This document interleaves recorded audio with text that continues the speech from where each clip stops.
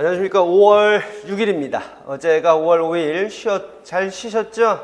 여러분들 입장에서야 잘 쉬신다라는 말이 조금은 좀 그렇습니다만, 그럼에도 불구하고 연휴였죠. 공휴일이었죠. 오면서 생각든 게 뭐냐 그러면 날씨는 5월 접어들면서 참으로 좋은데요. 여러분들 입장에서는 좀 주의를 기울여셔야 될 것들이 꽤나 있습니다. 코로나 당연한 거고, 아침 저녁으로 해서 기온차가 너무 나다 보니까 감기 걸리기 딱이다 라는 생각이 듭니다. 저 역시도 그런 부분에 있어서 좀 상당히 좀 유의를 하고 있습니다만, 저보다는 여러분들이 더욱 신경을 써 주시기를 부탁을 드립니다.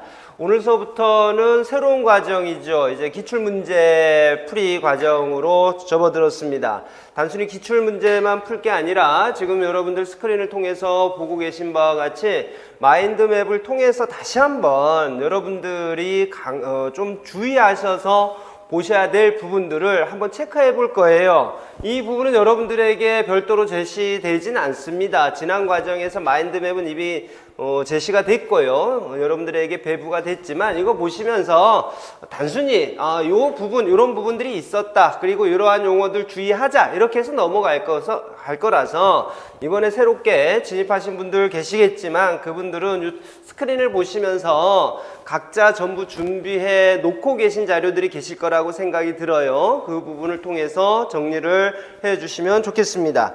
오늘은 자료가 3가지가 나갔습니다. 우선은 첫 번째로 워크북이 나갔습니다. 워크북은 저희가 14개를 할 건데요. 15개죠. 개별화 교육이 추가가 되니까 그 중에서 14개에 대해서는 이와 같이 워크북을 드릴 겁니다. 이 워크북은 다른 교과하고 달리요. 교과 교육을 전공하신 분들하고 달리 하루에 하나씩 이게 안 돼요. 우리가 상당히 분량이 많잖아요. 그렇죠? 그래서 제가 생각하건대는 이 부분을 어떻게 활용을 하셨으면 좋겠느냐 그러면 일주일 동안은요. 지금서부터 공부를 하시는 분이든 어떤 분이시든지 간에 일주일 동안은 이걸 갖고 다니시면서 달달달달 외우시기 바랍니다. 외우시기 바랍니다. 그 밑에 답까지도 이렇게 써 있습니다. 우선은 여러분들이 형성평가를 치르신다라고 생각을 하시고 빈칸 채우기 형식으로 한번 답을 써봐 주시고 이후서부터는 여러분들이 일주일 동안, 그러니까 저희 진도에 맞춰서라고 생각을 하세요. 저희가 2주 동안, 2달 동안 해서 이 기출문제 풀이 과정을 나가는데 2달 동안은 저의 진도에 맞춰서 매번 저 새로운 진도 나가기 전까지는 이와 같은 워크북을 들고 다니시면서 무조건적으로 뗀다. 이렇게 생각을 해 주셨으면 좋겠습니다. 기존에 여러분들에게 나눠드린 구조화 자료에다가 추가할 것은 추가하고 그 다음에 여러분들이 보기 편하도록 또 조금은 손을 본 자료거든요. 그래서 여러분들이 이 부분을 적극적으로 좀 활용을 해 주셨으면 좋겠고, 두 번째 나간 자료가 뭐냐 그러면 제가 기존에 출판되어 있는 책은 2011년서부터 다루고 있기 때문에 그 이전에 봤던 2009년, 2010년 문제, 그리고 2013년 추시 문제, 그 다음에 바로 작년에 봤던 2021년도 시험 문제는 포함되어 있지 않습니다. 그 부분들에 대해서 장애 영역별로 정리를 해둔 자료가 나가 있고요. 그 다음에 세 번째로 나눠드린 자료는 보충 자료죠. 보충 자료 중에서 기출문제와 관련해서 여러분들이 알고 계셔야 될 부분들이 있어서 이렇게 정리를 해서 나눠드렸습니다. 이 부분은 해당되는 문제가 나오면 그때 돼서 이거 참고하시라고 말씀을 드릴 수 있도록 하겠습니다. 우선요, 조금 전에 제가 말씀드린 대로 이와 같이 마인드맵을 보시면서 다시 한번 여러분들이 신경 써서 공부하셔야 될 부분들을 다시 한번 짚고 넘어갈 수 있도록 하겠습니다. 공부 어떻게 해야 될지 모르겠다. 지금 와서 그런 고민을 하실 필요는 없습니다. 지금에 오셔서는, 지금 이 타이밍에서는 그냥 하시는 거예요. 여러분들이 해 오셨던 방법을 믿고, 그 다음에 저를 믿고, 그 다음에 여러분들을 믿고 이렇게 해서 쭉 가시는 거지, 지금에 오셔갖고 어떻게 해야 돼? 이렇게 고민하실 필요가 없어요. 고민하다가 시간 다 갑니다. 중요하다라는 것 다시 한번 체크를 하셔서 외우시고, 쓰는 것 서술형 준비하시고, 어떻게 쓸까 미리 답이 정해져 있으니까 그 답은 그대로 외우시면 됩니다. 작년과 같은 스타일은 안 나오지 않나 싶습니다. 작년은 상당히 교육과정 문제들이 상당히 좀 많이 출제가 돼서 여러분들을 혼란스럽게 할 수도 있었겠지만 특이한 해였다 이렇게 보시고요. 나왔던 문제가 다시 나올 거다 이렇게 생각을 하시기 바랍니다. 자, 처음부터 행동 지원의 이론적 배경 한번 볼게요. 행동 수정 봤었죠. 행동 수정 요 부분을 보시면서는 분명한 건 뭐냐 그러면 우리 초등을 전공하신 유아 특수를 전공하고 계신 분이나 그 다음에 초등특수를 전공하고 계신 분들은 필수적으로 준비하셔야 될 게 뭐냐 그러면 전통적인 행동 수정하고 긍정적 행동 지원 이 부분에 있어서 차이가 뭔지를 서술식으로도 준비를 할 필요가 있고요. 두 번째 응용 행동 분석에 대해서 배웠습니다. 응용 행동 분석의 개념하고 응용 행동 분석의 특성 이렇게 해서 이야기가 됐었죠. 다음으로 아무리 강조해도 지나침이 없다라고 이야기할 수 있는 긍정적 행동 지원입니다. 긍정적 행동 지원의 개념 조금 전에도 말씀드렸습니다만은 전통적 행동 수정하고 긍정적 행동 수정 비교해라 이렇게 이야기가 되죠. 다음에 긍정적 행동 지원의 목표 이거 그대로 외우셔야 됩니다. 그대로 외우시기 바랍니다. 그 시험장에 가셔갖고 여러분들이 알고 계신 지식을 새롭게 정리할 시간이 없습니다. 이와 같이 짧게 해서 그대로 키워드 마냥 외워버리시는 게 맞을 것 같고요. 이렇게 보시면 다음은 긍정적 행동 지원의 주요 요소라는 게 있습니다. 이 부분은요, 여러분들이 긍정적 행동 지원의 주요 요소에 대해서 잘 알고 계시겠지만 한편으로는 용어에 있어서 긍정적 행동 지원의 요소라는 용어하고 헷갈리지 않으시기를 출제위원들이 원하는 대로 여러분들이 답을 써주시기 바랍니다. 다음으로 긍정적 행동 지원의 실행 절차입니다. 선정해야 된다라고 이야기를 했는데 이 선정으로 가게 되면 표적 행동의 선정 순위 여러분들 암기를 해주시고요. 그 다음에 표적 행동 관련 정보 수집을 하는 단계에서는 어떤 방법을 통해서 표적 행동 관련 정보를 수집하느냐, 그 다음에 가설 설정해야 된다. 다음 단계는 가설 설정인데 가설 문장의 요소는 무엇이 해당이 되느냐, 그 다음으로 긍정적 행동 지원의 계획 수립 및 실행인데 여기에서 뭐가 나오는 거냐 그러면 긍정적 행동 지원의 요소라는 게 등장을 하더라. 그래서 네 가지가 이와 같이 이야기가 됩니다. 배경 선행 사건 중재 있습니다. 중재 방법들 여러분들 분량이 좀 많습니다. 한 페이지 가득이잖아요. 그렇죠? 한 페이지 가득이지만 외워야 될 사항입니다. 기억하고 계셔야 될 사항. 그 다음에 대체기술 교수 그래서 교체 기술 선택 기준 나와 있습니다. 이 부분 여러분들 암기를 해 주셔야 될 사항이고, 그 다음에 문제 행동에 대한 반응, 이 부분 어떻게 할 것이냐, 교수, 그 다음에 강화와 부적 강화, 정적 강화 이와 같은 부분들 뭐가 있느냐라는 부분, 그 다음에 위기 관리 포함이 된다라는 거죠. 위기 관리의 목적이 뭐냐, 이런 부분들 다시 한번 기출 문제 푸시고. 그 다음에 각각의 문제가 나왔을 때 다시 한번 또 정리를 해 주셔야 될 사항이다 라고 봅니다. 그 다음에 학교 차원의 긍정적 행동 지원입니다.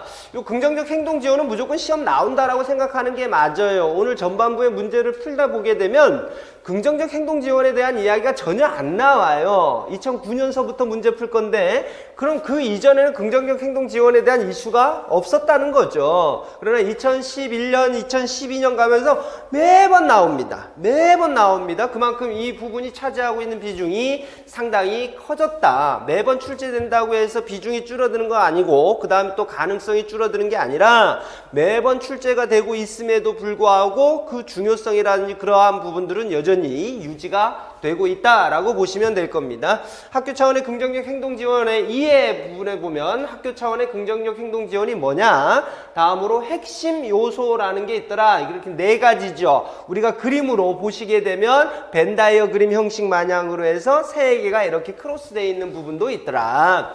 다음에 긍정적 행동 지원의 3단계 예방 모델이라는 게 있고, 그 개념에 대해서 살펴봤고 긍정적 행동지원 3단계 예방 모델의 내용도 비교를 했었죠. 대상은 누구였느냐, 어떤 중재를 제공을 하느냐, 이런 부분들이 핵심 아니겠습니까? 그렇죠? 1차, 2차, 3차 이렇게 했을 때 보편적인 중재를 제공을 한다. 그 다음에 두 번째는 소집단을 대상으로 하는 중재를 제공한다. 세 번째는 개별적인 중재를 제공한다. 이와 같은 부분들을 이야기를 하는 거다.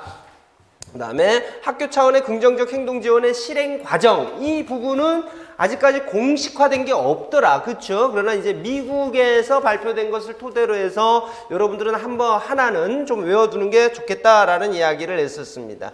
그 다음에 행동의 기능평가와 표적 행동으로 넘어가서 기능평가가 뭐냐, 목적은 뭐냐, 이점은 뭐냐, 이런 부분들 여러분들 다시 한번 꾹꾹꾹 짚어가면서 체크해 보시고요. 문제 행동의 기능입니다.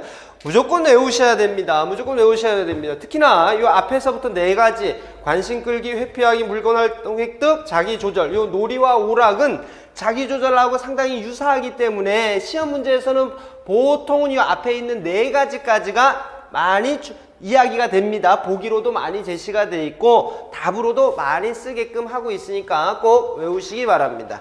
다음에 문제 행동에 풀려봤더니 육회 자극을 획득하는 경우도 있고 그 다음에 혐오 자극을 회피하기 위해서도 하더라, 이렇게 보실 수가 있죠. 다음에 행동의 기능평가 방법 보겠습니다. 크게 보게 되면 세 가지가 있더라. 행동의 기능평가를 하는 방법은 세 개, 간접, 직접, 기능 분석, 이렇게 돼 있더라 이거죠. 간접 평가 같은 경우는 IEP 계획을 본다든지 면담을 한다든지 체크리스트를 통해서 파악하는 부분이 간접 평가가 되는 거고, 직접 평가 방법은 1화 기록에서부터 기능평가 관찰지까지 쭉 있습니다. 여러분들은 양식을 보시면서 각각의 명칭하고 일치를 시켜야 되죠. 그쵸? 우리 유아특수 같은 경우는 1화 기록 시험에 제일 많이 출제가 되고 있습니다. 1화 기록, 유아특수의 특성상 그렇습니다. 1화 기록 많이 나오고 있지만 초등이라고 혹은 중등이라고 이것을 간과할 수는 없습니다. 모든 강론서에서 1화 기록을 언급이 돼 있고 많이 다루고 있습니다. 그래서 같이 한번 볼 필요가 있고,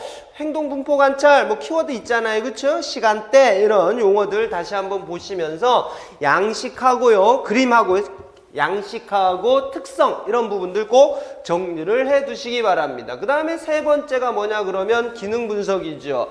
간접평가, 그 다음에 직접평가, 기능 분석, 이 순서대로입니다. 아주 그냥 보기만 해도 알 수 있는 건 간접평가 하면 되는 거고요. 간단하게 정보 수집할 수 있는 거면, 그게 안 되면 직접 관찰을 해야 되고, 그것도 안 되면 기능 분석이라는 것을 하게끔 돼 있다라고 돼 있죠. 다음으로 바람직한 행동의 증가 쪽으로 보겠습니다. 잠깐만요. 강화가 뭐냐? 그래서 강화의 정의하고 강화의 종류 나왔습니다. 강화의 종류 중에서 정적 강화, 부적 강화, 이 부분은 이제 요 부분은 시험용하고는 거리가 멀어요. 그렇죠? 여러분들에게 정적 강화가 뭐냐, 부적 강화가 뭐냐, 이건 묻지는 않습니다. 다만 이것을 토대로 해서 다음 내용들을 이해하기 위해서 기본서라든지 강론서에서 소개하는 거고, 그 어떤 시험 문제도 이게 정적 강화다, 부적 강화다, 시험 문제의 답이 될 수는 없습니다. 답으로 될 가능성은 거의 없다. 강화제의 유형은 여러분들이 외우셔야 되죠. 특히나 제가 매번 강조를 합니다만 무조건 강화제냐 조건 강화제냐 이렇게 외우는 게 아닙니다. 기준이 뭐냐죠. 근원에 따른입니다. 다음에 음식물 강화제에서부터 활동 강화제, 사회적 강화제까지 구분되고 있는 것들이 있습니다. 그 부분의 기준이 뭐냐?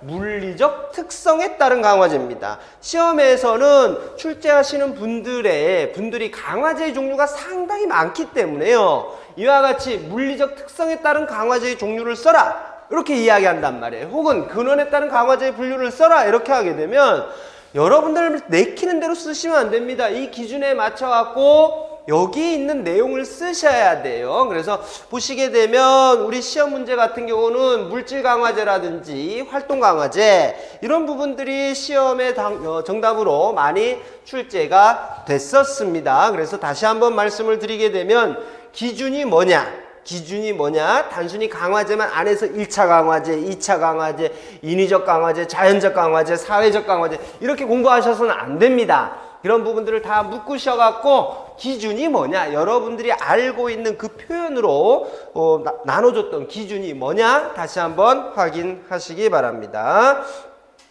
다음에 강화도의 판별 및 선정이라는 부분과 관련해서 우리는 강화제를 제공하기 위해서는 학생들이 선호도라는 것을 평가해야 된다. 선호도 평가하는 방법은 세 가지가 있다라고 이야기를 했었죠. 그렇죠? 질문을 할 수도 있고 관찰할 수도 있고 시행 기반 평가를 할 수도 있다. 이렇게 이야기를 했었습니다. 효과적인 강화제의 특성 및 사용했었고 강화 계획 나와 있었습니다. 강화 계획으로 가게 되면 여기서부터 이제 또 수학이잖아요. 그렇죠? 수학입니다. 연속 강화 계획할 거냐, 뭐뭐 할 때마다 따박 주는 연속 강화를 할 거냐, 아니면 간헐 강화를 할 거냐라고 하게 되면 간헐 강화는 다시 세 개더라. 비율, 간격, 이거는 빈도죠. 그쵸? 빈도, 시간 간격입니다. 시간 간격 헷갈리는 분들은 제가 일부러 이야기하고 있습니다. 시간 간격입니다. 간격 강화 계획이라는 건 시간 간격, 다음에 지속 시간, 이와 같이 세 가지로 나누고 다시 또 이와 같은 것들은 고정으로 할 거냐, 아니면 평균에 의해서 제공하는 변동으로 할 것이냐. 변동은 평균의 개념입니다. 변동은 평균의 개념이다. 이런 부분들 다시 한번 기억을 해 주시기 바랍니다. 그 다음에 한 가지 더, 우리 중등 같은 경우는 용어, 뭐 초등도 마찬가지죠. 유아 특수도 마찬가지고, 용어의 개념과 관련해서 이와 같은 고정간격 스케일러 편상, 이런 부분들이 블랭크 처리돼서 나왔을 때 써 주셔야 된다. 고정간격 스케일러 편상, 이런 부분들 확인을 하시고, 다음으로 보시게 되면 토큰 제도로 넘어갑니다. 토큰 제도의 개념이 뭐냐? 토큰 제도의 목적이 뭐냐? 토큰 제도의 구성 요소가 뭐냐? 시험에 상당히 많이 나와요. 토큰 제도가 반응 대가하고 물려갖고, 다음에 토큰 제도의 실행 절차라든지 토큰의 장점 나와 있습니다. 이제 행동 계약으로 넘어가게 되면요, 행동 계약의 구성 요소라는 부분이 상당히 중요하죠. 행동 계약의 구성 요소. 이 행동 계약의 구성 요소 나오고 있는데요. 이 행동 계약의 구성 요소와 관련해서는 양명희 교수님 책하고 이 부분하고 우리 기출 출제되었던 부분하고 어느 쪽을 기준으로 해서 공부해야 됩니까? 라고 하게 되면 지금 행동계약은 모두 출제되었던 범위, 그 틀에 맞춰서 요소, 지금 이야기하는 구성 요소가 출제되었던 거에 맞춰서 그 이후에도 계속 출제가 되고 있습니다. 그래서 양명희 교수님 책은 그냥 한번 참고하는 용어로 삼으시고, 행동계약의 구성 요소는 제가 여러분들에게 제시했던 기본 내용의 요소라든지 지금 여러분들이 보고 계신 이 부분을 토대로 해서 공부하시는 게 맞습니다. 이렇게 공부하시고, 다음에 집단 강화로 넘어가겠습니다. 집단 강화가 뭐냐? 집단 강화의 목적하고 집단 강화의 유형 봤더니 세 가지가 있더라. 독립적, 종속적, 상호 종속적. 이렇게 외우고 계시죠? 독립적, 종속적, 상호 종속적. 문제가 될 만한 건 이 두 개죠. 종속적하고 상호 종속적 집단 강화. 왜냐 그러면 제한점이, 문제점이 드러나는 게 이 두 개거든요. 종속적하고 상호 종속적 집단 강화. 다시 한번 확인하고, 집단 강화 시행을 위한 지침이라든지 집단 강화의 장단점. 개념 고학률 요구 연속 보겠습니다. 다섯 번째 고학률 요구 연속 보게 되면 고학률 요구 연속의 효과적인 활용법, 그래서 네 가지가 나왔습니다.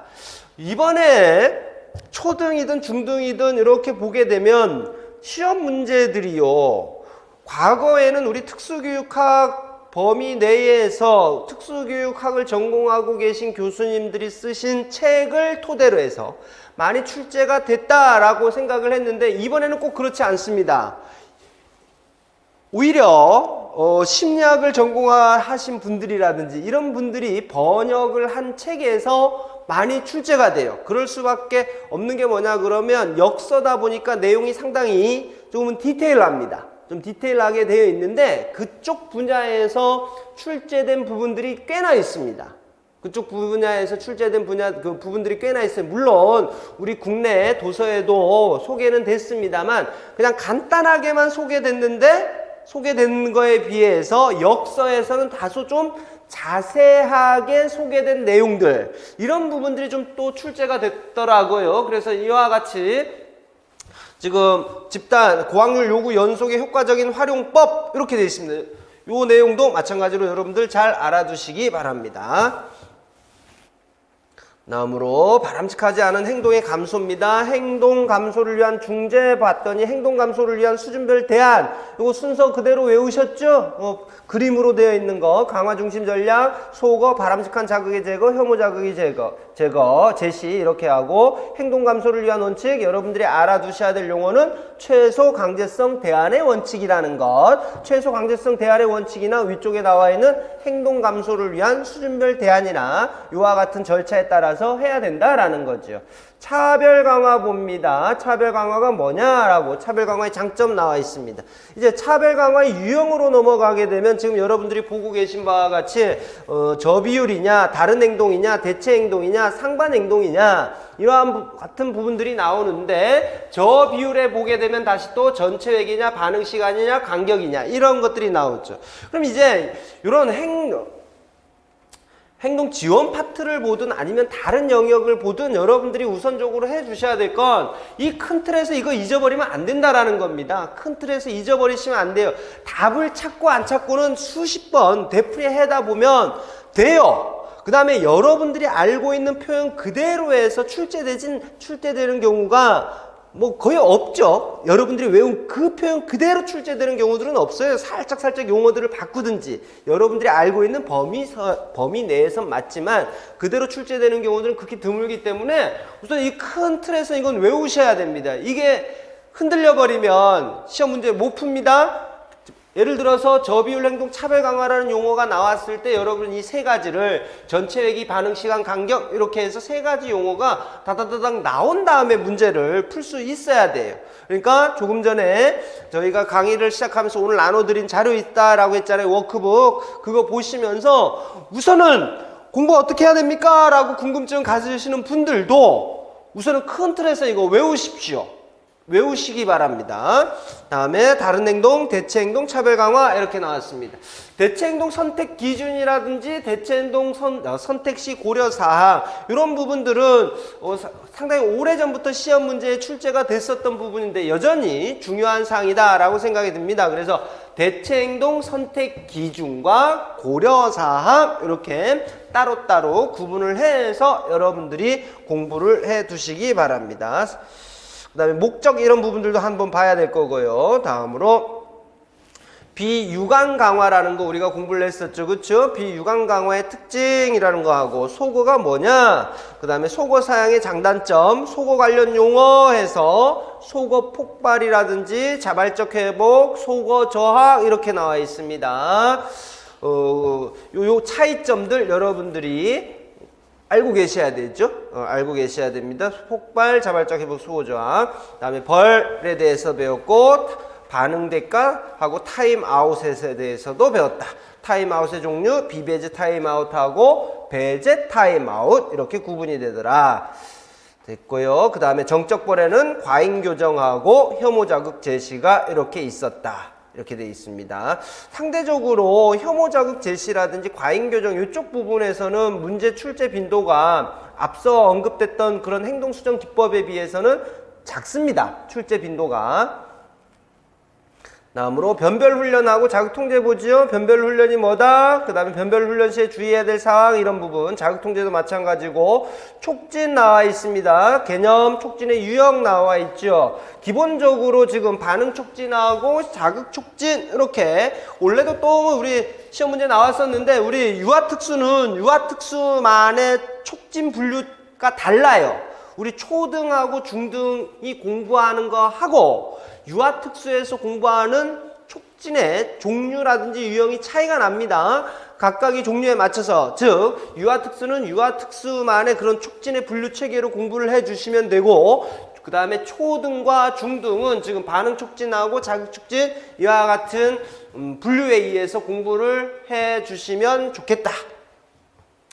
원래도 또 시험 문제가 나왔었죠? 원래도 시험 문제가 나왔었는데 매번 나올 때마다 애매합니다. 그도 그럴 것이 정확한 분류 기준이 제시되지 않고 다 모아왔기 때문이죠. 우리나라 같은 경우는 다 외국에서 이야기한 학자들의 촉진의 종류를 다 모아왔기 때문에 다소 헷갈리는 경향이 있습니다만 이 부분 지금 와갖고 투덜투덜 대실 필요도 없습니다. 그냥 가야죠. 뭐 어떻게 합니까? 지금 와서 투덜거릴 필요도 없다. 다음에 족진 체계라는 거 최대 최소냐 최대 최소냐 최소 최대냐, 그다음에 촉구지원법 지속적이냐 점진적이냐, 맞죠? 그다음에 점진적 안내 이런 부분들이 있더라. 다음에 행동 연세 나와 있습니다. 행동 연세를 하려 그러면 과제 분석이 있어야 된다. 그다음에 이것들을 다 연결을 시켜야 된다. 그다음으로 행동 연세를 하는 데 있어서 그 아동이 현재 어느 정도까지 할 수 있느냐라는 것을 파악을 하면 훨씬 쉽다. 그래서 성취 수준을 평가를 해야 된다. 성취 수준 평가하는 방법은 단일기회법하고 다수기회법이 있다. 이렇게 이야기가 됐었죠. 행동 연세법이 유형봤더니 전진이냐 후진이냐 전체냐. 지금 보시게 되면 전진과 후진 같은 경우 강화를 어떻게 제공할 것이냐, 이 부분 여러분들이 다시 한번 체크해 두셔야 됩니다. 전진하고 후진을 모르시는 분은 없다라고 치게 되면 출제위원들이 많이 물어보는 것은 이때 어떤 강화를 어떤 방식으로 제공할 것이냐, 이 부분들을 많이 묻고 있더라 이거죠. 다음으로 행동형성법도 나와 있습니다. 행동형성법, 표적 행동에 가까운 행동, 이런 유사한 용어들이 나왔다라고 하게 되면 행동형성법입니다. 다음에 모방하기 나왔고, 효과적인 모방하기 나와 있었습니다. 자, 됐고요. 다음에 일반화 종류입니다. 자극 일반화하고 반응 일반화 나와 있는데, 아직까지도 자극 일반화하고 반응 일반화 헷갈려 하시면 안 되겠다. 상이한 자극, 이 부분, 자극이 서로 다른데 문제를 해결해야 하면 그게 자극 일반화죠. 동일한 자극에 대해서 상이한 반응을 보였다 그러면 그것은 반응 일반화입니다. 즉, 제가 여러분들에게 쉽게 이야기 이렇게 생각하면 된다 그랬지 않습니까? 배우지도 않았는데 하더라 라고 하게 되면 상이한 반응이니까요. 상이한 반응이다 라고 이야기하는 건 뭐냐 그러면 내가 가르쳐 주지도 않은 방식으로 문제를 해결하다라는 게 상이한 반응이라는 겁니다. 그래서 반응 일반화 이렇게 이야기를 하죠. 다음에 반응 일반화했고 유지도 했다. 그 다음으로 보시게 되면 일반 사례교수법 한번 보시면 우선은 순서를 외워라. 순서 외우는 게 우선이다. 교수 영역 결정한다. 그 다음에 과제 분석하고 자극과 반응 조사하고 교수와 평가에 사용될 교수의 이해 결정하고 교수 순서 계열하고 교수하고 비교수 상황에서 평가한다. 이렇게 되어 있습니다. 다음으로 자기관리 기술에 대한 이해 나와 있습니다. 이번에 또 시험에 나왔었죠. 자기관리의 개념 보시게 되면 우리가 자기관리를 뭐라 하느냐, 유형 보시면 목표 설정, 자기기록, 자기평가, 자기강화, 자기처벌, 여기다가 자기교수도 포함입니다. 자기교수까지. 이번에 시험 나왔던 것은 자기평가의 기준과 관련해서 시험에 나왔었다. 자기교수가 시험은 제일 많이 나오더라. 자기교수의 개념은 뭐고 자기교수의 특징은 뭐냐, 자기교수의 훈련 절차 표현이 상당히 많습니다. 자기 교수의 훈련 절차 표현이 상당히 많으나 그 어떤 표현으로 암기하셔도 괜찮다. 임용 출제되었던 표현도 상당히 많은 표현으로 출제가 되고 있다라는 거 이야기 드렸습니다. 그 다음에 진술문은 여러분들이 한 번씩 꼭 봐두셔야 된다. 자, 이제 뭘 해야 하지? 이건 무엇을 이야기하는지, 문제의 정의를 이야기하다. 이런 형식이죠. 꼭 여러분들이 알아두셔야 됩니다. 다음으로 보시게 되면 행동의 관찰과 기록입니다. 표적 행동의 개념, 그 다음에 표적 행동의 순위, 이 부분은 앞에서도 이야기했었죠. 파괴적 행위에서 방해하는 행동, 가벼운 방해 행동, 이 순서가 돼야 된다. 다음에 행동의 조작적 정의, 왜 해야 되느냐, 행동의 6가지 차원이라는 것도 있었고, 행동 목표 세우기의 필요성과 관련해서 밑에 보니까 구성 요소라는 거 있다. 행동 목표의 구성 요소, 메이거식 진술 방식, 이거 생각하시면 되겠다. 그렇죠? 4가지 쓰실 수도 있어야 된다. 이 요건에 맞춰서 여러분들이 작성하실 수도 있어야 된다.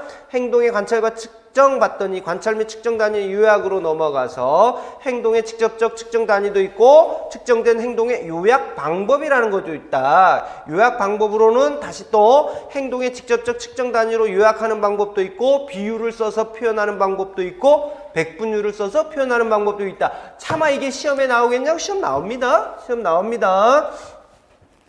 다음으로 직접 관찰 방법, 행동 묘사 관찰도 있고 행동 결과물 중심도 있고 행동 특성 중심도 있다. 시험에 가장 많이 나오는 것은 행동 특성 중심이죠. 사건 기록법, 지속 시간 기록법, 지연 시간 기록법, 반응 기회 기록법, 기준치 도달 기록법. 여기에서 뭐 일치도 이런 것들 구하는 거고, 시간 중심 관찰 기록법을 봤더니 간격 기록법도 있고 시간 표지법도 있더라. 시험 억수 많이 나오죠, 그쵸? 억수 많이 나오는 거. 그래서 거기에 보시게 되면 행동 발생률 어떻게 구하느냐, 행동 발생률 어떻게 구하느냐 여러분들 꼭 알아두셔야 되고, 다음에 일치도, 관찰자 간 일치도, 전체 일치도, 시간 간격 일치도, 발생 일치도, 비발생 일치도. 최근에 단순히 일치도, 관찰자 간 일치도만 물어보는 게 아니라 이와 같이 세부적인 일치도에도 여러 가지가 있잖아요, 그렇죠? 그런 부분들에 대해서 원래 시험 문제도 그렇습니다만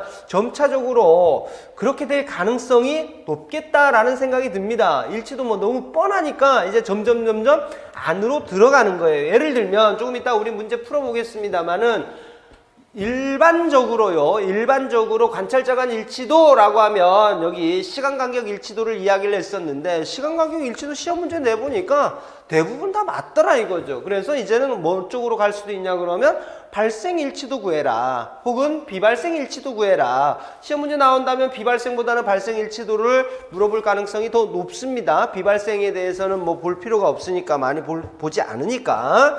이런 부분들에 대해서 또 우리가 좀 연습을 해놔야 되겠더라. 그 다음에 그래프와 관련해서 그래프의 구성 요소 나와 있습니다. 상황 구분선, 자료 표시점, 자료 표시선, 이런 부분들 용어들 한번 좀 보셔야 되고, 자료의 수준은 뭐냐, 경향은 뭐냐, 변화율은 뭐냐, 중첩 정도, 효과의 즉각성 정도, 이런 부분들 아무것도 아닌 것 같지만 꼭 확인하셔야 됩니다. 단일 대상 연구의 특성 나와 있습니다. 가장 특징적인 특성하고 일반적인 특성으로 구분할 수 있는데, 단일 대상 연구만이 갖고 있는 특성으로 우리가 이야기할 수 있는 게 행동을 지속적으로 평가한다라는 것, 그 다음에 중재 효과를 반복해서 파악한다라는 것, 이런 부분들은 단일 대상 연구만이 갖고 있는 특성이다, 이렇게 이야기할 수가 있겠죠. 밑에 거 쓰시면 안 됩니다. 단일 대상만의 특성을 쓰십시오 했는데 밑에 거 쓰시면 안 됩니다. 다음으로 보겠습니다. 독립변인하고 종속변인, 실험조건, 기초선, 중재, 유지와 일반화. 기초선의 개념을 다시 한번 보겠습니다. 안정적 경향을 보여주는 것이 바람직하다. 맞죠? 그 다음에 중재 전에 최소한 3에서 5회의 연속된 자료가 요구된다. 이 부분입니다. 중재, 즉 독립변인이 투입되기 이전입니다. 이전에 3에서 5회를 연속적으로 자료를 수집을 해야 되고, 안정적인 경향을 보였을 때 중재를 투입을 한다. 그 다음에 중재가 되고 유지와 일반에 되어 있습니다. 유지 구간을 두는 이유, 중재 제거하기 위해서다 라고 이야기를 하고 있습니다. 신뢰도 봤더니 독립변인 신뢰도하고 종속변인 신뢰도 이렇게 나와 있죠. 독립변인 신뢰도를 뭐라고도 한다? 중재 충실도, 이렇게도 이야기합니다. 절차 신뢰도, 중재 충실도, 이렇게. 다음에 타당도, 내적 타당도, 외적 타당도. 다음으로 다양한 설계 방법들이 나오는데, 반전 설계, A-B 설계 이야기했던 중다 기초선 설계 맞죠? 중다 기초선 설계 나와 있는데, 행동간이냐, 상황간이냐, 대상자간이냐, 특성들 기억나시죠? 여기서 세 사람 이상이 필요한 것은 대상자간밖에 없습니다. 나머지는 전부 한 명이다. 이 정도까지는 여러분들 뭐 다 알고 계시겠죠. 중다 기초선 설계의 변형이라는 것도 있고, 이제 기준 변경 설계 머릿속으로 한번 떠올려 보십시오. 칸칸 회기별로 쭉 나눠져 있고 기준이 이렇게 그려져 있는 거, 그쵸? 그 기준은 그려줄 수도 있고 그려주지 않을 수도 있다. 연속해서 3, 4회기 동안에 유의미한 기준을 충족시켰을 적에 기능적 관계가 인정이 되더라. 이런 부분들 여러분들 정확하게 알고 계셔야 되죠. 그 다음에 여기서 기준 변경 설계의 내적 타당도를 높이기 위한 방법, 이런 부분들 다시 한번 그림 보시면서 꼭 확인하시기 바랍니다. 여러분들 조금은 공부하실 때 놓치는 게 뭐냐 그러면 이러한 부분들은 그대로 다 알고 계시지만 그림하고 매칭시키면서 그래프입니다. 그래프상에 나와 있는 거하고 이 내용하고 매칭시키는 연습들을 꼭 하시기 바랍니다. 다음으로 넘어가겠습니다. 중재교대 설계, 중재교대 설계 두 가지 중재가 나오는 거다. 맞죠? 이때 키워드는 뭐다? 균형 잡힌 시간표, 균형 잡힌 시간표 이게 키워드. 다음에 조건 변경 설계 중재 두 가지를 순차적으로 제공하는 거죠. A, B, C 설계 그거 생각하면 되겠다. 조건 변경 설계. 조건 변경 설계는 키워드 여러분들이 기억하셔야 될 거 순서 효과 고려하자. 순서 효과 고려하자. 그 다음에 복수 중재 효과는 나타나지만 단독 효과는 알 수 없다. 이런 부분들을 여러분들이 기억을 하셔야 됩니다. 어렴풋이 조금 전에 제가 쭉 이러한 내용들이 있고 이러한 부분들 다시 한번 점검하십시오 라고 했는데 어렴풋이 떠오르는 내용이 있다. 그러면 다시 공부하셔야 된다라는 겁니다. 다시 공부하셔야 된다라는 내용이니까 꼭 점검을 해 주시기 바랍니다. 이제 기출문제 하나씩 좀 풀어볼 수 있도록 하겠습니다. 여러분들 나눠드린 자료 한번 볼까요?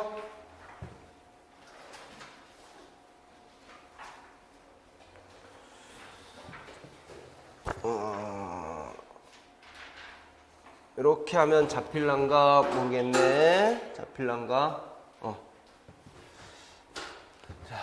1번부터 보겠습니다. 1번 2009년 문제입니다. 유치원에서 활동에 잘 참여하지 않은 발달지체 유아 지영이에 대한 기능평가에 근거하여 문교사가 적용한 중재 방법과 그에 따른 지원 내용이 바르게 연결되지 않은 것 이렇게 이야기를 했습니다. 지금 이거잖아요. 지금 선행 배경 사건 중재 기억나시죠? 그 부분과 관련해서 여러분들이 기억을 하셔야 될 건데 우선적으로 보시면 선행 사건이냐 이 문제는 상당히 초보적인 문제입니다. 한번 봤더니 가장 기초적인 문제고 앞쪽에서 행동을 하기 전에 중재를 제공하는 것이냐 아니면 이후에 중재를 제공하는 것이냐 이거에 초점이 맞춰져 있던데 한번 보시면 연결되지 않은 것입니다. 보면 지영이를 위해서 칸막이로 활동 공간을 구분해 준다. 이 부분은 선행사건 조절에 들어가는 것이냐 안 들어가는 것이냐 이거 보시면 되죠. 그러면 칸막이 우리가 자폐 이런 부분들 공부할 적에 어떻게 이야기를 했냐 그러면 물리적으로 구조화 시켜주게 되면 활동을 하는 데 있어서 무엇을 해야 될지 명확히 알려주는 특성이 있다. 이렇게도 이야기를 했었죠. 그렇죠?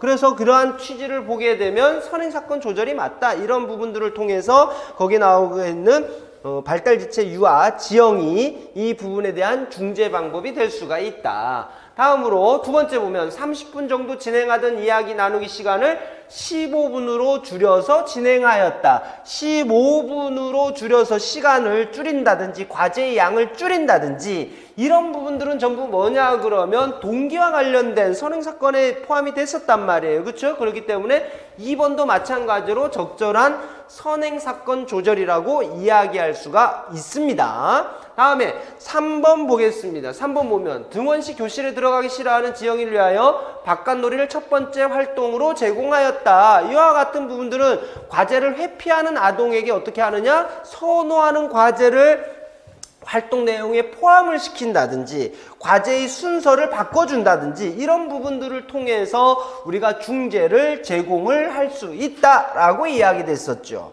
다음으로 4번 봅니다. 활동 시작 전에 지영이가 이거 선행사건이었고요. 다음으로 후속 결과 조절입니다. 이번엔 행동 이후에 적절한 중재를 통해서 문제를 해결하고자 하는 건데 활동 시작 전에 지영이가 좋아하는 친구를 옆자리에 앉게 한다. 여기서는요 나오자마자 아니 후속 결과인데 후속 결과 조절인데 뭐 활동 시작 전입니까? 활동 시작 전에 제공하는 건 뭐가 돼야 돼요? 선행사건 조절이 돼야 되죠. 이 부분은 지금 4번은 이 앞쪽까지는 잘 문제를 만들다가 4번은 너무 단편적으로 문제를 만든 거예요. 이 용어에서부터 여러분들이 선행사건은 뭐고 후속 결과는 뭐다 이런 부분들만 알더라도 4번은 문장 자체 내에서 잘못된 문제가 돼버리는 거죠. 그래서 지영이가 좋아하는 친구를 옆자리에 앉게 하는 것은 예를 들면요 지영이가 좋아하는 친구를 옆자리에 앉게 하는 것은 선행사건 조절이 되는 거예요. 선행사건 조절이 되는 거죠. 다음에 활동에 잘 참여한 경우 지영이가 원하는 자유놀이를 할 수 있도록 하였다라고 하는 것은 우리가 강화, 그쵸? 강화와 관련된 후속 결과 조절이 될 거다 이렇게 보시면 되겠습니다.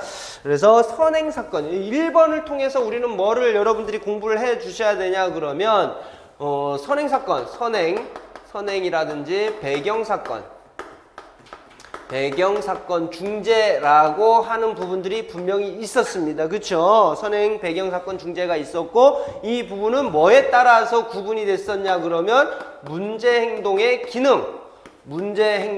기능에 따라서 문제행동의 기능 이 부분에 따라서 언급이 됩니다. 자, 여러분 공부하시는 거 참 좋습니다. 그리고 모두 다 열심히 공부하시죠. 근데 이 부분이 분량이 많습니다. 한 페이지입니다. 한 페이지인데 무조건적으로 그 전략들을 쭉 공부하신다고 될 게 아니에요. 문제행동의 기능 4가지로 되어 있습니다. 그쵸? 관심 끌기, 회피하기, 그 다음에 또 뭡니까? 물건 활동 획득이라든지 자기조절, 요거에 따라서 4개로 분류가 되어 있는데 이 문제행동의 기능에 따라서 문제행동 기능에 따른 전략 이렇게 구분해서 공부를 하셔야 돼요. 전략만 쭉 그냥 중구난방으로 공부를 하시면 될 게 아닙니다. 왜냐 그러면 시험 문제는요.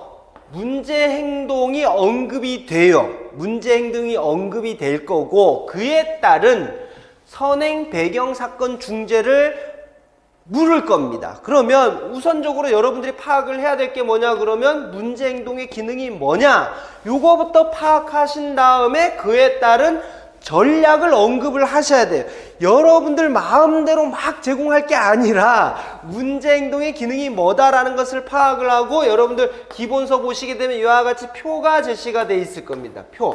표가 제시가 돼 있을 거예요. 그쵸? 그러면 제일 왼쪽에는 문제행동의 기능이 있을 것이고 다음에 두 번째 전략이 제시가 될 겁니다. 이 기능에 맞춰서 이 안에 있는 전략들을 언급을 해 주셔야 된다라는 이야기입니다.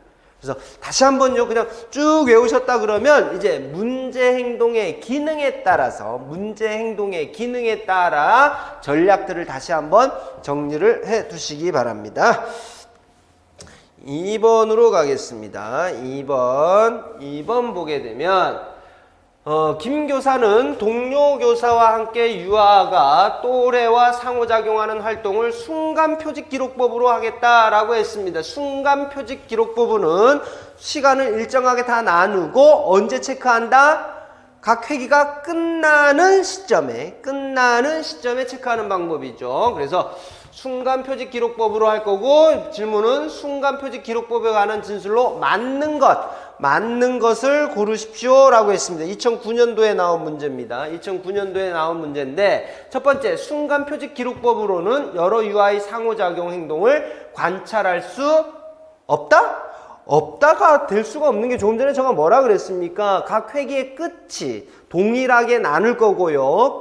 끝에만 쳐다보고 하느냐 안 하느냐 파악하면 된다. 그러면 계속적으로 관찰하는 게 아니니까 첫 번째 나와 있는 행동을 관찰할 수 없다가 아니라 여러 명을 동시에 관찰할 수 있다라는 거죠. 내가 수업을 하다가 마지막에 쳐다만 보고 한다 안 한다만 체크하면 돼요. 한다 안 한다만 행동이 발생했느냐 안 했느냐만 파악하면 돼요. 맞죠? 행동이 왜 발생했느냐는 파악할 수도 없습니다. 맞죠? 그래서 행동을 관찰할 수 있다 이렇게 해야 되고 순간표직기록법은 상호작용 행동의 선행사건 및 후속 결과에 대한 정보를 제공한다. 무슨 정보를 제공합니까? 선행사건 뭐 제공했느냐? 아니면 후속 결과 어떤 것을 제공했느냐? 이거 하나도 없어요. 뭐만 제공한다고요? 오로지 발생했느냐 안 했느냐. 똑같이 나눴다.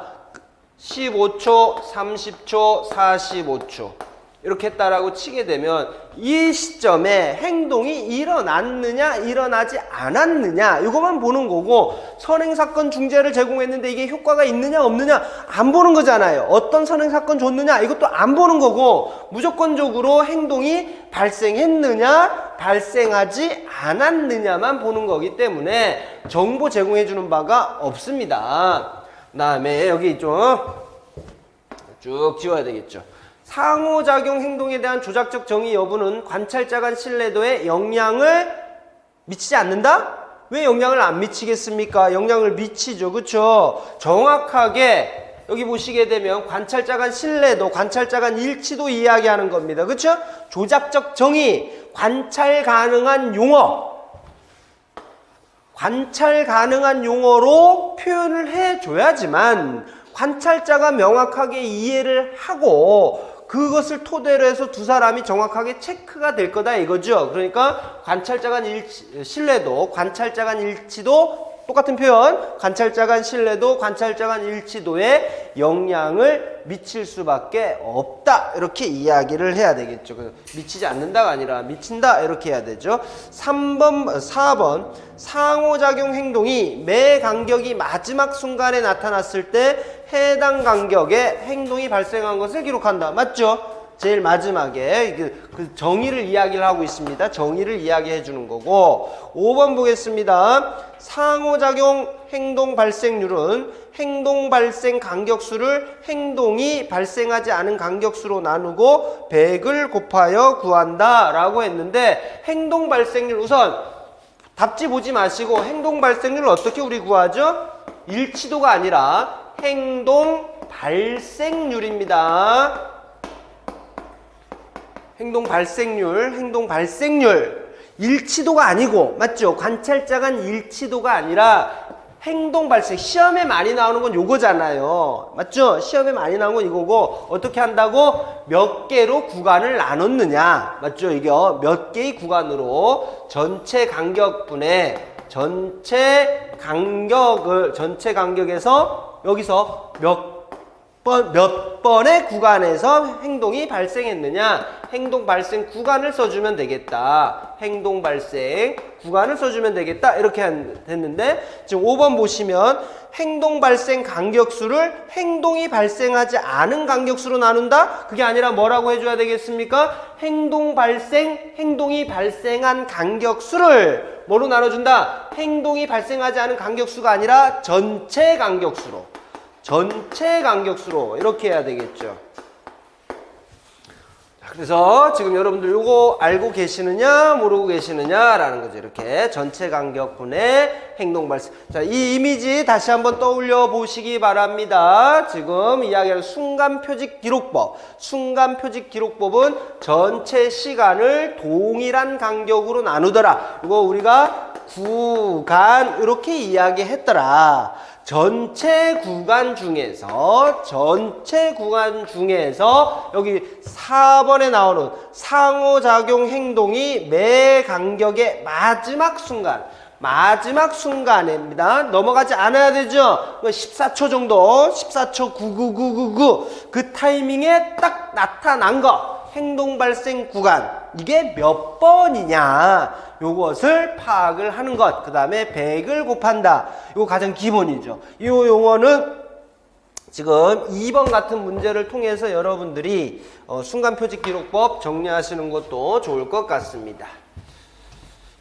순간표직기록법, 이거 나중에 되면 다시 또 관찰자 간 일치도 이런 부분들 나오니까 그때 대해서도 또 한번 또 볼 수 있도록 하겠습니다. 다음에 3번 보겠습니다. 3번 봤더니 이렇게 돼 있네요. 3번은요, 다음은 이렇게 해서 보면 문제행동 분포표다. 이렇게 해서 명확하게 언급이 돼 있습니다. 그쵸? 행동 분포 관찰. 맞죠? 행동 분포 관찰. 행동 분포 관찰 이렇게 이야기를 했던 거. 혹여 공부를 좀 오래 했던 학생들 같은 경우는 어떻게 표현되어 있냐 그러면 산점도 이렇게 표현이 되어 있습니다. 행동분포 관찰. 행동분포 관찰 그러면 여러분들이 기억하셔야 될 용어가 뭐라고요?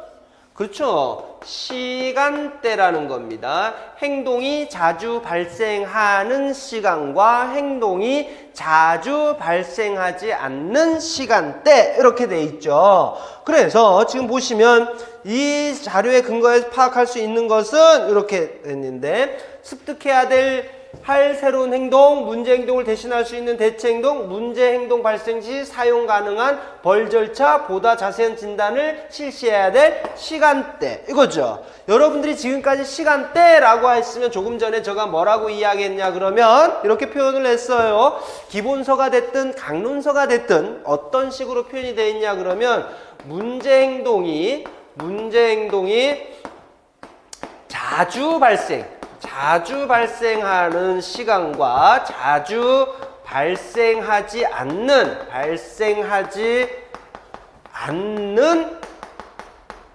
시간대 이렇게 표현이 돼 있단 말이에요. 시간대라고 하게 되면 자 이제 여러분 그래서 이거 알아서 뭐 하려고?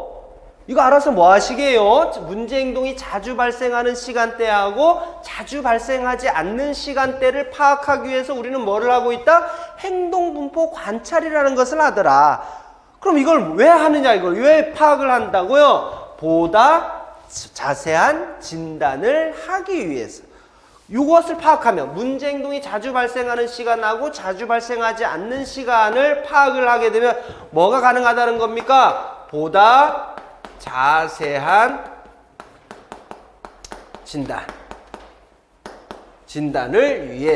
진단을 위해서 이와 같은 부분들을 파악을 해야 된다는 거죠. 이렇게 여러분들 보다 자세한 진단을 실시해야 될 시간대 이렇게 보시면 되겠습니다. 자, 직접 관찰, 이건 직접 관찰인데 직접 관찰 평가의 종류 한번 머릿속으로 떠올려 보시겠습니까? 우리는 보게 되면 간접 관찰이라는 게 있었다. 그쵸? 그 다음에 직접 관찰이라는 것도 있습니다. 직접 관찰의 종류 제일 먼저 아까 뭐 떠올랐더라? 일화 기록이라는 거 있더라. 그쵸? 일화 기록. 두 번째가 뭐다? 행동분포 관찰이다. 세 번째가 뭐다? ABC 관찰이라는 거예요. ABC 관찰 기록. 요게 조금 발전한 게 뭐다? 이제 체크리스트 형식으로 만들더라. ABC 행동 관찰 건목표라는 게 있고 다음에 신뢰도와 타당도가 확보된 검사 방법이 있었더라. 그게 뭐다? 행동의 기능평가 관찰지라는 게 있더라. 이렇게 여러분들 정리하시면 되겠죠. 간접평가의 종류에는 뭐가 있습니까? 어떤 방법으로 파악을 할 수 있지? 간접평가를 한다라고 했을 때 활용할 수 있는 자료. 첫 번째 면담 활용할 수가 있겠고 그쵸? 면담 활용할 수 있고 또 IP 회의 자료. 그 다음에 또 뭐가 있을까요? 또 뭐가 있을까? 생활기록부. 이와 같은 부분들을 활용을 한다라고 치게 되면 간접평가가 되겠죠. 한 가지 더 이야기하면 우리 지금 직접 관찰했고 아까 간접평가 물어봤고 한 가지가 더 있는데 행동의 기능평가 방법으로 기능분석 이렇게 세 가지가 있습니다. 다음으로 4번 보겠습니다. 4번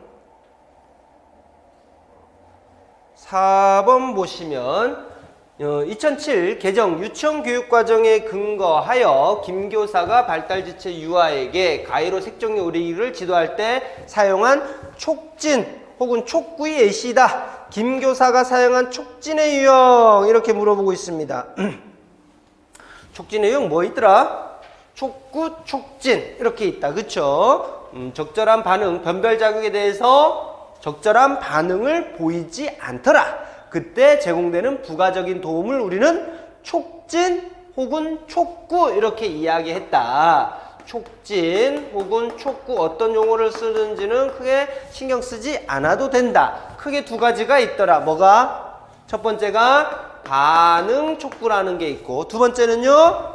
자극 촉구라는 게 있더라. 반응 촉구에는 뭐가 있냐 그러면 강제성이라는 게 있더라. 그쵸? 강제성이라는 게 존재를 해서 제일 먼저 뭐가 시각적으로, 두 번째는요 언어적으로, 세 번째는요 몸짓이죠. 몸짓. 네 번째는 시범 보이기. 다음에 마지막으로 신체적. 이와 같이 강제성의 정도에 따라서 하더라. 이와 같은 강제성의 정도에 따라서 밑에 거부터 시작하느냐 위에 거부터 시작하는 거냐에 따라서 촉진 체계라는 게 등장을 하는데, 그쵸? 촉진 체계라는 거 등장을 하더라. 그러면 최소에서 최대로 갈 거냐, 아니면 최대에서 최소로 갈 거냐, 이런 부분들, 최대에서 최소, 최소에서 최대, 최대에서 최소, 이와 같은 부분들은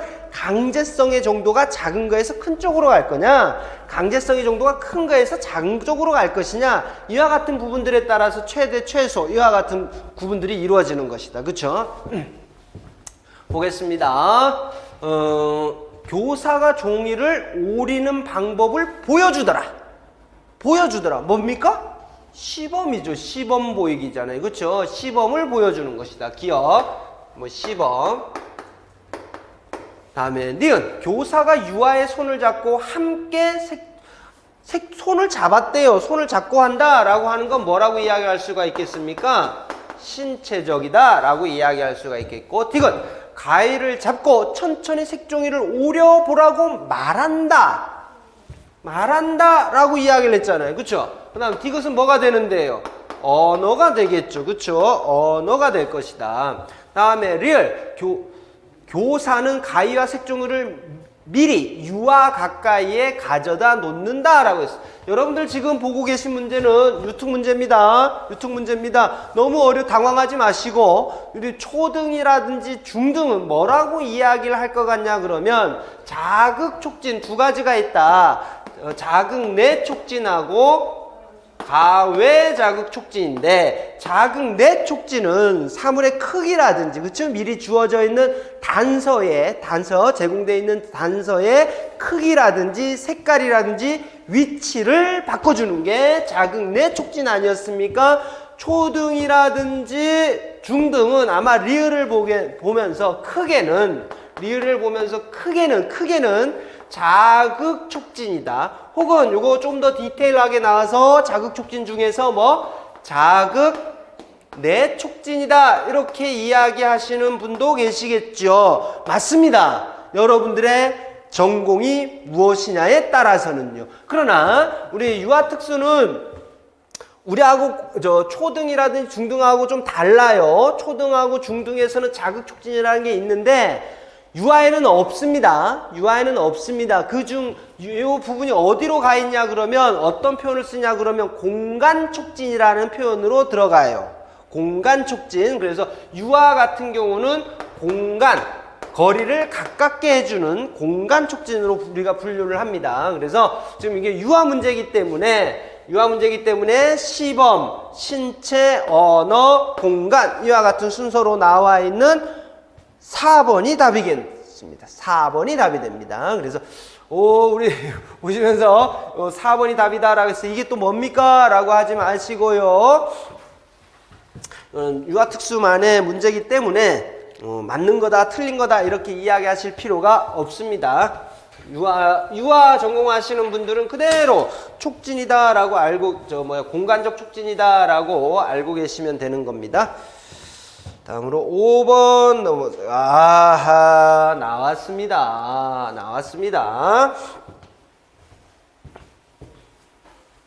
5번 보겠습니다. 5번.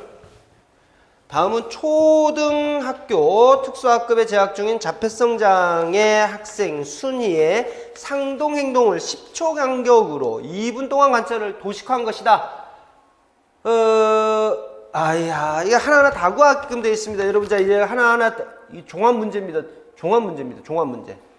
자, 요거 보시면서 조금만 줄여서, 자, 이렇게 해서 보겠습니다. 하나하나 구하는 수밖에 없습니다. 전체 간격 기록법부터 볼까요? 첫 번째, 전체 간격 기록법. 저기 맞춰요. 우선 1번. 전체 간격 기록법은 행동의 발생 여부가 중요한 경우에 사용된다. 행동의 발생 여부가 아니라 얼마나 지속되었는가죠. 얼마나 지속되었는가. 발생이 아니라 요, 자, 전체 간격 기록법 어떻게 합니까? 여기에서 전체 간격 기록법을 적용을 했다라고 했을 때 체크해야 행동이 발생한 것으로 체크되는 데는 어딥니까? 여기 지금, 그쵸? 다음이죠. 처음부터 끝까지 쭉 몇 초 간격? 10초 간격으로 했지 않습니까? 10초 내내 그 행동이 지속됐을 때 전체 간격 기록법 보면 전체 간격 기록법을 보게 되면 지금 우리 이 문제에 한해서 설명을 드리게 되면 10초 내내입니다. 10초 내내 혹은 10초 동안 계속해서 문제 행동이 발생했을 경우에 문제 행동이 있었다라고 이야기를 하니까 문제 행동의 발생 여부가 아니라 문제 행동의 지속 여부가 중요하다. 이렇게 해야 되겠죠? 발생 여부가 아니라 지속 여부. 지속 여부가 중요하다. 이렇게 보는 게 맞습니다. 두 번째 보겠습니다. 뭐를 구할 거냐? 여러분들 잘 보셔야 됩니다. 행동 발생률을 구하라. 이렇게 돼 있습니다. 이게 몇 칸입니까? 하나, 둘, 셋, 넷, 다섯, 여섯, 일곱, 여덟, 아홉, 열, 열하나, 12칸입니다. 전체 구간은요. 전체 구간은 몇 구간이냐 그러면 12구간입니다. 12구간 이렇게 써놔두고 지금 순간 표집 기록법입니다. 순간 표집 기록법. 이 부분에 이와 같은 방법, 기록법에 의해서 한다라고 하면 언제 문제 행동이 발생했는지 안 했는지 보라고요? 각 구간이 끝나는 시점에. 맞죠? 끝나는 시점. 이 부분 이야기하는 거 아닙니까? 이 부분. 조금 전에 우리가 봤다. 그쵸? 자, 아까 순간 표집 기록법 봤더니 보시면 언제 문제 행동이 나타난 것으로 매 간격의 마지막 순간에 이렇게 되어 있습니다. 그렇기 때문에 여기서 보시게 되면 매 간격의 마지막 순간에 문제 행동이 발생했네요. 한 번, 두 번, 세 번, 네 번, 다섯 번. 맞죠? 마지막 순간 90 한다 안 한다? 안 하지. 여기 선을 그어야 되는데 이 순간은 지금 없잖아요. 그렇죠? 그렇기 때문에 표집법에 의했을 때 행동 5구간이 문제 행동이 있는 것으로 나왔다. 공식 아까 어떻다라 했습니까? 전체 구간분해였죠. 그렇죠? 그래서 전체분의 행동 발생 이렇게 곱하기 100 이렇게 썼으니까 12분의 5 맞죠? 곱하기 100 이렇게 할 거다. 그랬더니 얼마가 나왔느냐? 제가 먼저 했습니다. 이렇게 하면 41.7% 41.7%가 행동 발생률이 되는 겁니다. 그러면 지금 잘못됐네요. 그쵸? 50%가 아니라 41.7%. 41.7. 다음에 두 번째 전체 간격 기록법 보겠습니다. 3번 전체 간격입니다. 전체 간격은 한 구간 내내 쭉이다 라고 했습니다. 몇 번 발생했느냐? 하나, 둘, 셋, 넷. 네 구간에서 발생했습니다. 그렇죠? 마찬가지죠. 공식은 12분의 4가 되겠죠. 그렇죠? 12분의 4 곱하기 100 이렇게 하면 될 건데 요게 얼마가 나오느냐? 지금 33.3% 이렇게 되는 겁니다. 그러니까 지금 3번은 맞는 거가 되는 거네요. 다음에 4번 보겠습니다. 4번 부분입니다. 부분은 구간 내에서 한 번이라도 문제가 발생하면 문제 행동이 발생한 것으로 고려하더라. 이거죠. 그래서 지금 한 번, 두 번, 세 번, 네 번, 다섯 번, 여섯 번 이렇게 되더라 이겁니다. 한 번이라도 발생하면 그러니까 12분의 6 이렇게 하면 되겠다. 그쵸? 12분의 6 곱하기 100 이렇게 하면 되는데 이거 계산해 봤더니 얼마가 되냐 그러면 50% 이렇게 돼야 되겠더라. 50%. 다음에 5번 부분간격기록법은 어느 정도 지속되는 안정된 행동을 어느 정도 지속되는 요 부분 어느 정도 지속되는 안정된 행동을 측정할 때 사용한다 라고 하는 것은 문제 행동이 계속적으로 나타나는 거 계속적으로 나타나는 행동에 대해서 측정하는 건데 부분간격기록법으로 하는 게 아니죠. 부분간격기록법 무슨 이야기 하냐 그러면 자 전체 간격기록법 계속 관찰해야 됩니까? 관찰하지 않아도 됩니까? 관찰해야 돼. 부분간격기록법은요 해야 되지. 그래야 한 번이라도 일어났느냐 안 일어났느냐를 볼 수가 있지. 순간표시법은요 안 봐도 돼. 이 안 봐도 된다라는 건 뭐냐 그러면 그래 이 학생 있잖아 문제행동 계속 하는 애야. 문제행동 계속 하는 애인데 내가 마지막에 보는 시점에 하느냐 안 하느냐 이거만 보겠다 이겁니다. 계속 하는 애입니다. 계속 하는 애야. 문제행동을 계속 하는 애다. 그 다음에 문제행동 이와 같이 정리를 해볼 수가 있겠죠. 자 그러면 5번 한번 정리를 해보면 5번 표현이 여러분들이 다소 어렵게 느껴질 수도 있는데 조금 전에 제가 말씀을 드렸던 대로 계속적으로 안정적으로 매번 보여주는 문제행동을 보이는 애니까 마지막만 보겠다 이렇게 여러분들 이해를 해주시고 5번 정리를 하시면 순간표직기록법입니다. 순간표직기록법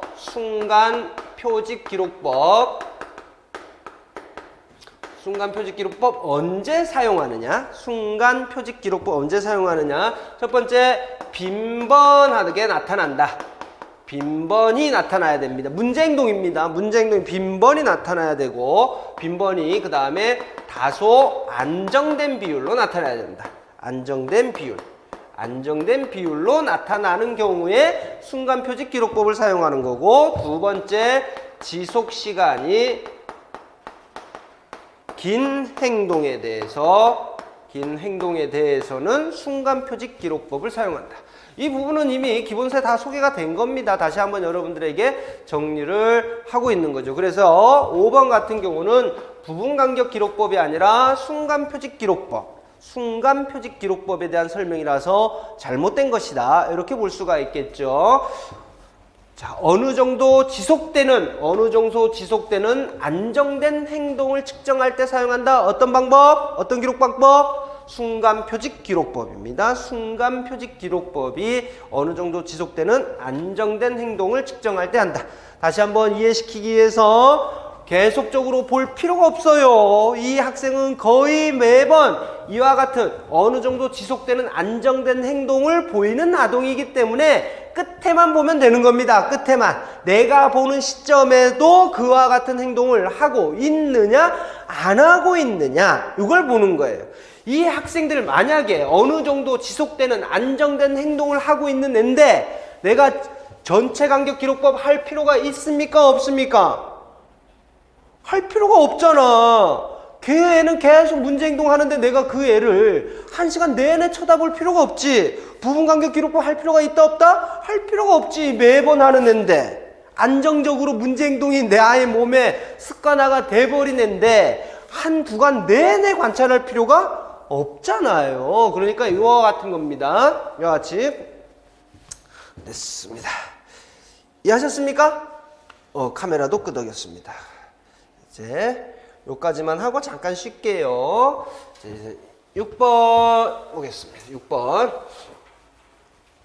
자, 6번 봤더니 조금 전에 우리가 최대냐 촉진의 종류 이야기, 촉진의 종류 크게 나눠서 살펴봤었고 그 다음에 하부 요소들도 내용들도 살펴봤었다. 그쵸? 촉진 체계라는 것도 우리가 살펴봤었는데 촉진 체계 기억나세요?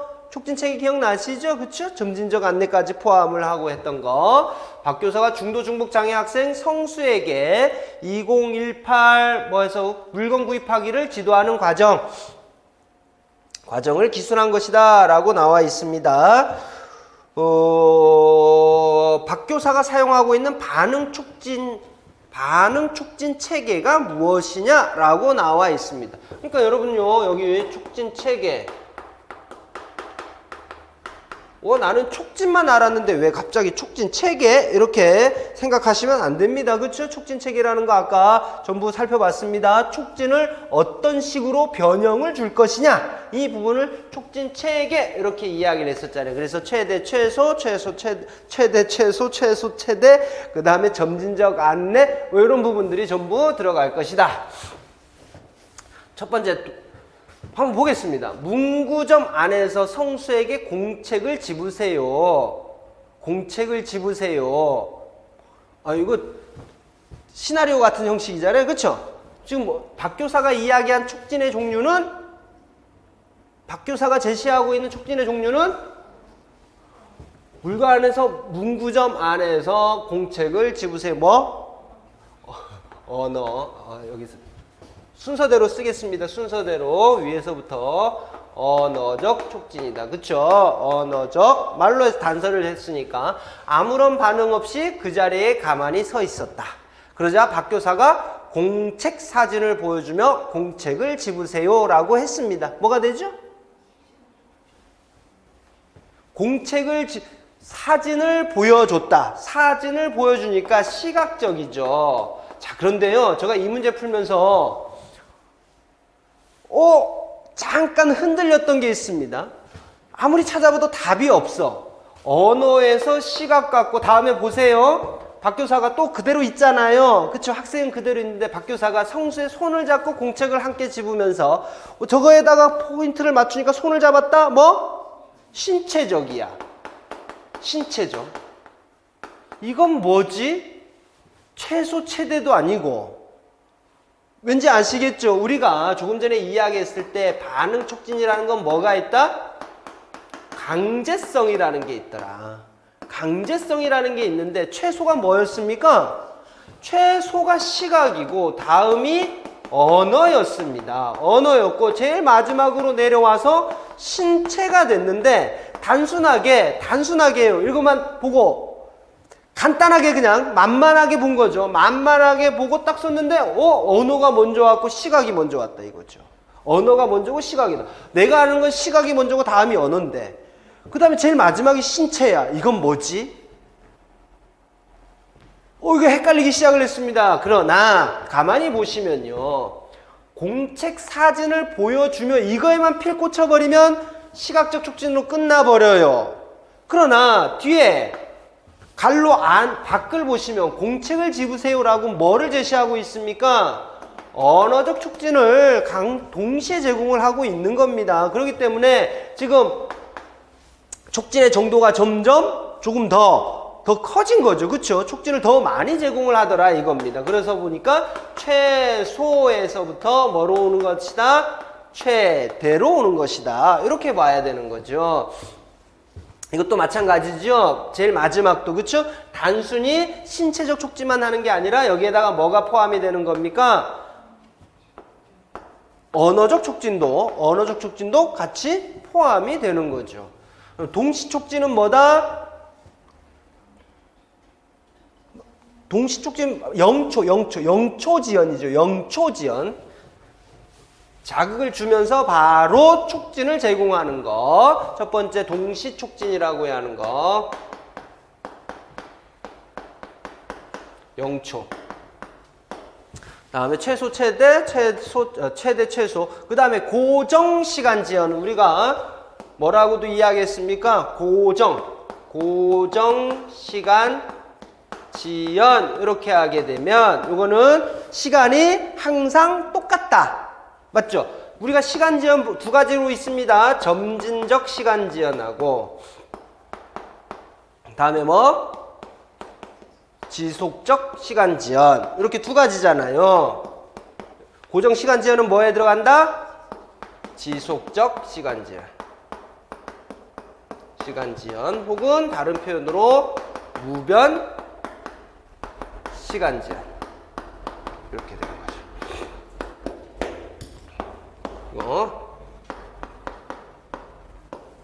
이렇게 되는 거, 콘스탄트라는 거 됐습니다. 이렇게 해서 그래서 제가 문제 풀었던 과정을 설명을 드렸습니다. 여러분 단순하게 이 부분이 지금 보시게 되면 객관식이라서 내가 풀었던 거하고 답지하고 비교해 보면서 맞다 틀리다 내가 풀었던 게 있네 없네 비교하시겠지만 이게 주관식이라고 생각을 여러분들이 하시게 되면 진짜 꼼꼼히 보셔야 돼요. 꼼꼼히 보셔야 돼요. 뭐 하나에 필 꽂혀갖고 하나의 요소만 보지 마시고 좀 이래저래 좀 각도를 달리하면서 보시기 바랍니다. 잠깐 쉬었다 가겠습니다.